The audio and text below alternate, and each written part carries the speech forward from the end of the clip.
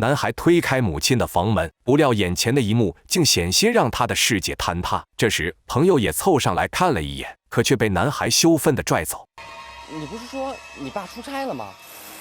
我刚才听见一男的。你听错了，我真听见了。你听见啥了？赵晓东心里十分清楚，床上的男人不可能是自己的父亲。他不耐烦地赶走了朋友，随后蹲在暗处偷偷观察着。几分钟后，一个长相帅气的中年男人迈着潇洒的步伐从楼房里走了出来。赵晓东只看了一眼就认出了这个男人正是父亲的顶头上司刘自鹏。撞破了母亲的好事后，赵晓东对他由内而外的产生了一股厌恶感。不过他并没有当场拆穿，而是偷偷的给在外地出差的父亲打了通电话，让他马上回家。赵家良回来后，赵晓东也没有第一时间把真相告诉父亲，因为他知道这件事一旦被父亲发现，那这个家肯定就毁了。于是便拐着弯的让父亲劝母亲辞去工作，专心在家料理家务。此话一出，程凤芝当场反对，说好端端的为什么要辞职啊？刘总下个月还要给他加工资呢。而同样反对的还有赵家良。那刘自鹏是谁？是厂里的二把手，公认的下一任厂长的接班人。你妈能在这样的人身边当秘书，那是多少人求之不得的机会啊！你这孩子说什么胡话啊？赵晓东不知道该如何跟父亲开这个口，但他也无法再容忍母亲做出破坏家庭的行为。左思右想后，他决定找母亲来一场坦白局。那天下午我都看见了，你就回来吧，就当这一切都没发生过，我也什么都没有看到。我们一家人像以前一样不好吗？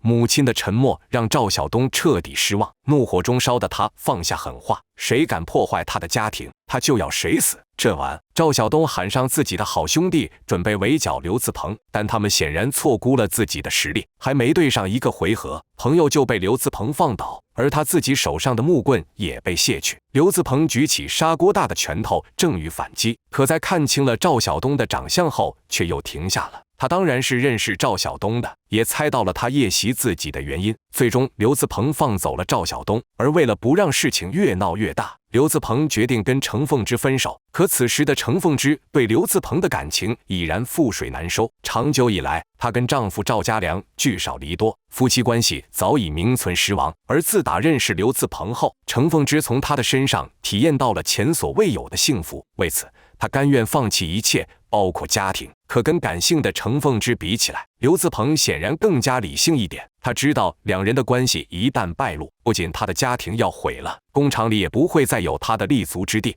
昨天晚上，我从你孩子的眼中看到了一种很强烈的恨意，我不想让我的孩子也对我有这种恨意。话都说到这份上了，程凤芝知道自己再怎么挽留都没用了，瘫坐在椅子上痛哭不止。刘自鹏见状也只能不断地安慰他，若有来世必定巴拉巴拉。刘自鹏把程凤芝送到门口，一言不发的就将门关上了，以此表明自己要彻底了断的决心。程凤芝眼泛泪花，失落地离开了。然而他不知道，这悲情的一幕都被身后的赵家良尽收眼底。原来就在刚刚，赵家良在打扫卫生时无意中发现了掉落在床底的冲锋衣，想着自己已经很久没有打过仗了，他瞬间气得头都绿了，怒不可遏地冲到厂里想找妻子算账。没成想刚到刘自鹏的办公室门口，就看到两人悲情道别的一幕。赵家良顿时反应过来，奸夫就是自己的上司刘自鹏。赵家良顶着无限的恨意，但却也只能忍着，因为他深知现在摊牌的话，不仅这个家要散，工作只怕也保不住了。这个后果对他来说太沉重，他根本就承受不了。最终，赵家良将这千斤的愤怒生生地咽了回去。然而树欲静，风却不止。自打刘自鹏提出分手后，就跟厂里请了长假。程凤芝忍受不了相思之苦，时不时地到刘自鹏家门口转悠。刘自鹏忍无可忍，打电话来找他算账，没想到电话却被赵晓东给接了。你这什么意思啊？你生气让我老婆知道是不是？自打撞见了母亲的秘密后，赵晓东就没再给过他一个好脸色看。而今听到母亲还在恬不知耻地跟刘自鹏联系后，顿时忍无可忍地对其咆哮起来。这时赵家良正好从外面回来了，看到这一幕，不由分说，狠狠地给了儿子一个耳光。赵晓东再也无法忍受这种委屈，冒着大雨冲出了家门。没多久，赵家良找了过来，他为刚刚的冲动向儿子道歉。赵晓东则忍不住抱着父亲放声大哭，随后跟父亲说出了真相。赵家良万万想不到，原来儿子早撞破了妻子的丑事，心中顿时是更加的苦涩。爸，我妈和刘子鹏。不许胡说！我没有胡说呀，爸。那天下午我都看见了。懂，不许这么说你妈！爸，我妈她可是铁了心的要离开咱们俩。你说这该咋办呀？你妈会回来的，我保证，她一定会回来的。赵家良当着儿子的面信誓旦旦地保证着，可背地里却痛哭不止。没有人比他更清楚，妻子的心已经不可能再回来了。但是为了这个家，他决定再做一次努力。赵家良先是找到刘自鹏，提出要留厂工作、不再出差的要求。刘自鹏看着他那副要杀人的表情，显然是猜到了原因。心虚的他强装镇定地答应了。回家后，赵家良又开始劝说妻子，以后我都不用去外地出差了，刚好儿子也要上高3了，你还是辞去工作，专心照顾他吧，咱们一家人还像以前那样好好过日子。程凤芝觉察到丈夫已经发现了她的秘密，也听出了丈夫话外的意思，但此时的她满脑子装的还是只有刘自鹏。为了他，她可以抛弃一切。程凤芝以见最后一面为由约出了刘自鹏，两人一碰面，程凤芝就扑到刘自鹏怀里，让他带自己走。放开！我都已经说了，咱们之间一切都结束了，你到底想干什么呀你？赵家良他已经知道咱们俩的事儿了，他不会放过我的。离婚吧啊！我们两个都离，这样我们就能在一起了。不可能！你做梦去吧你！我不会为了你跟我老婆离婚的。刘自鹏奋力挣开程凤芝的手，承诺会给她一笔钱，两人以后不要再联系了。说完就准备走。你给我站住！你要敢走，我就死给你看！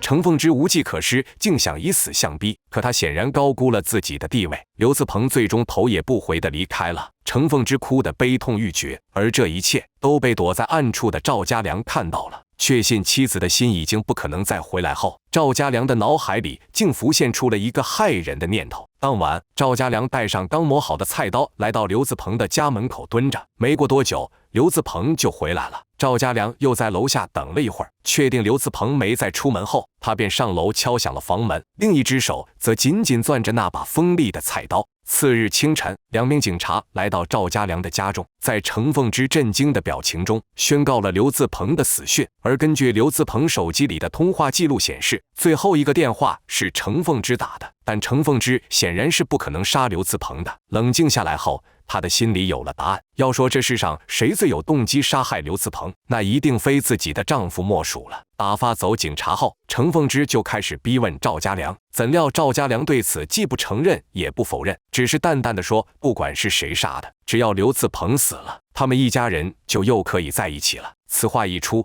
程凤芝更加确认了心中的猜想，顿时崩溃不已。我知道是我对不起你，对不起儿子啊！可是杀人是犯法的呀，犯法的呀！你要是被警察抓走了啊，你让我怎么办啊？你让孩子以后怎么办呀？